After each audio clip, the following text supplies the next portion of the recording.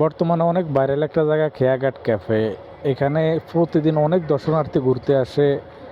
জায়গাটা বিশেষ করে দেখতে এখানে যতগুলা এরিয়া আছে সবগুলোর মাঝে বিভিন্ন আইটেমের গাছ লাগানো আছে। এই গাছগুলোই মানুষকে অনেকটাই মুগ্ধ করে। যারা দর্শনার্থী আসে এখানে ঘুরতে তারা এই যে বিভিন্ন আইটেমের গাছ লাগানো আছে ছোট বড় থেকে, মানে বলতে গেলে এক কথা সবুজের সমারোহ এই জায়গাটা। এই যে এক একটা গাছ এক এক রকম। এই গাছগুলোই বিশেষ করে মানুষকে বেশি অনুপ্রাণিত করে এখানে আসার জন্য, কেননা সবুজের সমারোহ। এই যে জায়গাটা যতটুকু দেখতে পাচ্ছেন বিস্তীর্ণ, পুরাটা জায়গা জুড়ে সবুজের সমারোহ। এই যে গাছগুলো অনেকটা সুন্দর, এক একটা গাছ এক এক রকম।